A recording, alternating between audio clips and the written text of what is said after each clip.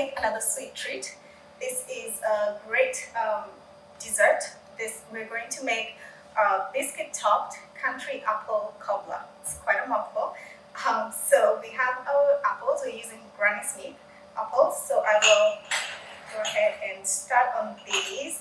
I have my lemon juice. I'm just going to go ahead and put this just so that they don't brown too much. So I add my lemon juice and lemon zest.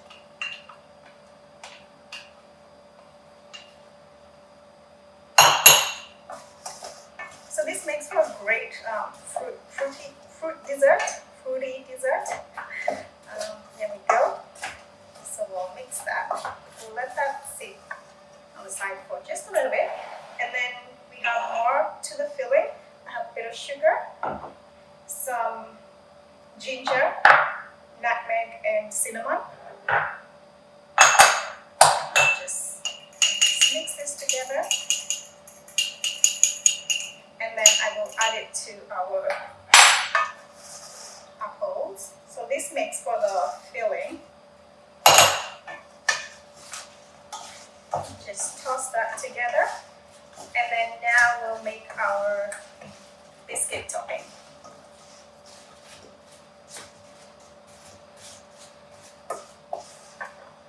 Okay. So I have my flour. I'm using whole wheat. Recipe calls for just regular flour, but I prefer to use whole wheat. Just the more you can add more nutrients into your ingredient, the better. A little bit of sugar,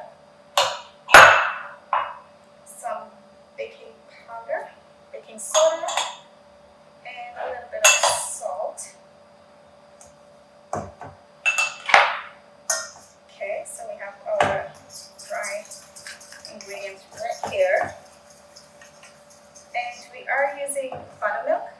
So I improvised my buttermilk. This is regular milk, and I added, usually you can add an acid, so you can add vinegar or lemon juice. So I added a bit of lemon juice and let it sit for a bit. So it has formed some buttermilk.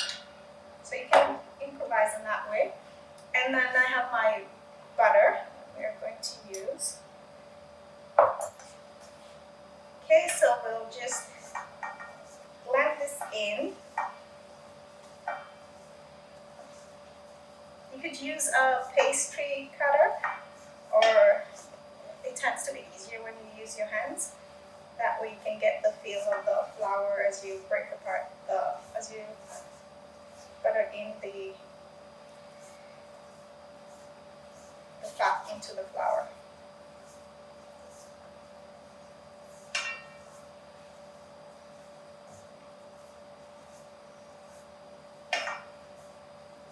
So I'm going to add my buttermilk at this point, so it's well mixed in.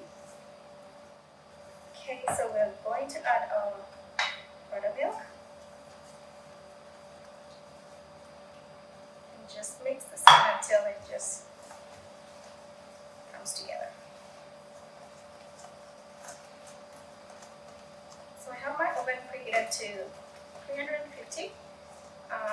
This should bake for about 35 to 40 minutes, and then you can let it sit for about 10 minutes once it's done. So that is done. And usually when you mix the butter and the flour together, like when you're making pastry, like pie pastry or any other kind of scones, so you want to work really fast so that the butter doesn't melt, and that way you can keep the topping or the scone or really nice and flaky.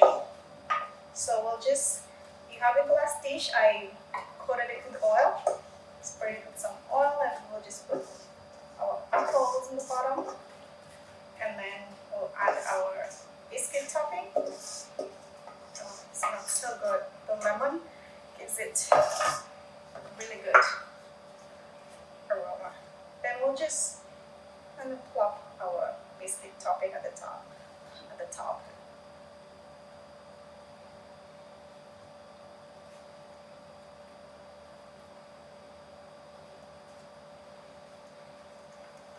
So it doesn't even have to be fully covered. We just want to, kind of have a bit of some crunchy topping with some of that soft filling from the apples once they're cooked. So